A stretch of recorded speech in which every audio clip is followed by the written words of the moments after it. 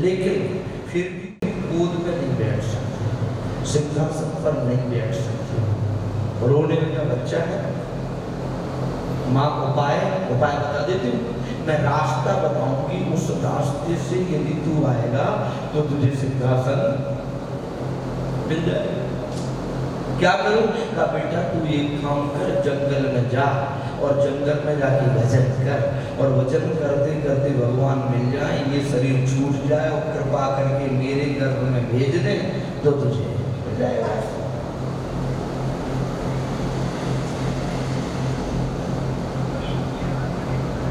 अब वो विचार करो कितना बड़ा षड्यंत्र है इसके दिमाग में, समझ रहे हैं ना? क्या ये है बड़ी पत्नी का, पहली पत्नी का पुत्र, और ये है छोटी पत्नी दूसरे नंबर की। ये सोचती है कि जब राजा चले जाएंगे ना, और जब राज समाज जुड़ेगा ना, तो पगड़ी इसी के माथे पे आएगी। जब तक इसको रास्ते से नहीं हटाऊंगी तब तक मेरा बेटा राजा, ये षड्यंत्र है। वो जब रोने लगा, रोता हुआ माँ के पास आया तो माँ समझ गई कि कोई ना कोई घटना, लेकिन उसका धैर्य देखो, उसका पेशेंस देखो। उसने क्या किया? अपने लाल को गोद में लिया, हृदय से लगाया, चुप हो जा बेटा, बताएगा नहीं क्या हुआ? क्या हुआ? माँ, वो मेरी मौसी माँ है ना, हाँ, उसने कहा कि तू जंगल को जाओ भजन कर। इतना सुनते ही उसकी माँ ने उसका मुंह बंद कर दिया। अब मत कह, मैं समझ गई, मैं समझ गई बेटा, तेरी माँ ने वो कहा है जो मुझे कहना चाहिए था।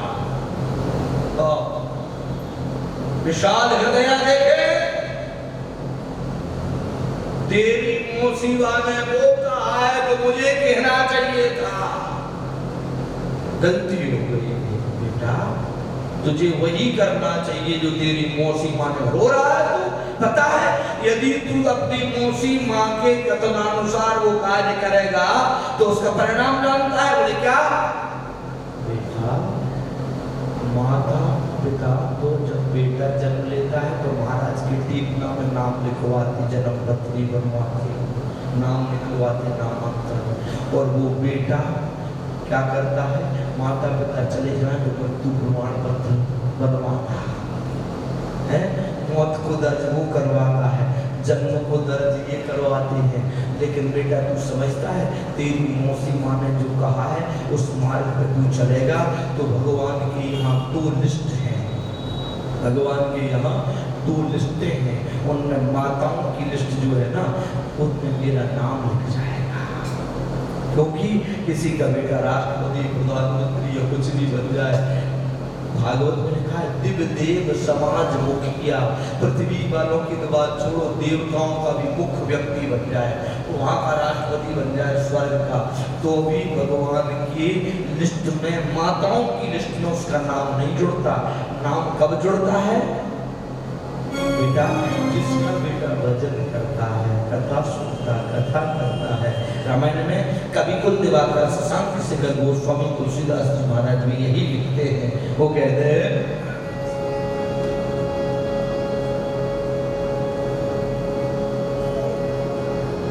पुत्रवती जुवती जय सो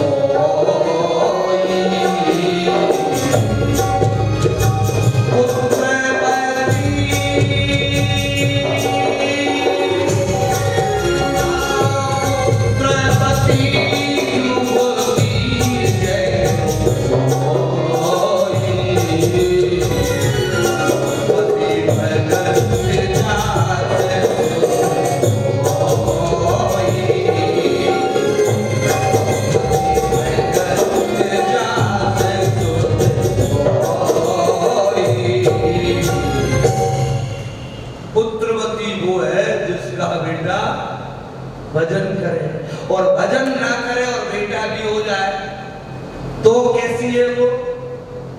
देखिए आप, न तर पांच भली, वो स्वामी जी के शब्द हैं, उससे वो 5 अच्छी है जिसके संतान नहीं होती, उस बेटी वाली से जिसका बेटा भजन नहीं करता हो। क्यों अच्छी है कि पत्नी की जगह पर तुम्हारा जो स्थान सिंहासन है वहां तुम्हारा जो नामांतरण है, बेटा भजन करने वाला हो गया तो प्रमोशन हो जाएगा, माँ की जगह नाम लिख जाएगा। और यदि बेटा हो गया भजन करने वाला ना हुआ तो पत्नी की जगह से भी आपका नाम कट गया, आप 5 की लिस्ट में। आप फिर नहीं हुआ बेटा तो पत्नी का सिंहासन तो था, आपके पास सुरक्षित था, लेकिन बेटा हो गया और भजन करने वाला नहीं हुआ तो वो भी हाथ से चला गया। और साथ में अब पत्नियों की लिस्ट में नहीं है नाम, माताओं की लिस्ट में नहीं है, किसकी लिस्ट में है पता है? गणेश चौपाई को इसमें लिखा है, बोले नंदन 5 भली बात बयानी। माज अच्छी है, माज नहीं होती है, बेटा हो जाता है, भजन करने वाला नहीं होता है तो बयानी। बयानी किसको कहते हैं? क्षमा करना, किसी की माँ बहन बेटी के बच्चा जब होता है ना तो ये कहते हैं बहन जी ने बच्चे को जन्म दिया, है ना, मैया ने बच्चे को जन्म दिया। ऐसा शब्द तो नहीं कहते हैं। किसके लिए कहते हैं? कुत्ती बयानी, बिल्ली बयानी, भैंस बयानी, उसकी लिस्ट में तुम्हारा नाम मनुष्य होते हुए भी। अब महाराज यहाँ पर माँ ने इतना इतना अच्छा उपदेश दिया, अपने लाल को अपने हृदय पर वज्र रख लिया, दुख नहीं ऊपर आने दिया। समझ गई आज मैं अपने लाल को खो रही हूं, लौटेगा नहीं ये, इसका प्लान मारने का है, ठीक है, दुश्मनी का बीज नहीं बोलने दूंगी। चुप हो गया, जिद करने लगा, माँ फिर तो मैं आपका नाम भगवान की लिस्ट में लिखवाऊंगा। और माँ को जब प्रणाम करने लगा तो माँ ने अपने लाल के दोनों हाथ, नहीं नहीं नहीं, तो तू उसको प्रणाम कर, उसने ये रास्ता बताया है। इतना बड़ा हृदय हो सकता किसी का जो मारने के लिए भेज रही है, वो उसको धोख दिला रही। तुम्हें पता चल जाए कि तुम्हारी देवरानी जेठानी ननद कोई भी तुम्हारे बेटे से जेलसी रखती है, जलती है, तुम धोख दिलाओगे? मारना चाहे उसको धोख दिलाए, क्यों? उसका एक रीजन है, जान देना। एक कहावत आपने सुनी होगी, जिसकी नजर लगे उसकी गोद में बिठा दो। जिसकी नजर लगती है उसकी गोद में नजर नहीं लगेगी। जो चोर हो उसी को महाराज आप नोटों का बैग दे दो, आराम से सो, चोरी होगी? जो मारना चाहता हो, ध्यान देना, दुनिया की रक्षा का वक्त कट जाएंगे। अगर जो मारना चाह रहा था उसकी शरण में तुमने पहुंचा दिया तो कोई नहीं खा सकता, इसलिए वो वहां भेज रही है। एक बात। दूसरी बात, शास्त्र कहता है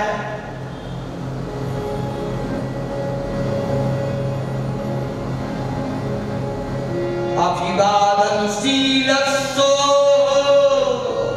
नित्यं वृद्धो विसेवनाः चत्वारि तस्य वर्धन्ते आयु विद्या यशो बलम।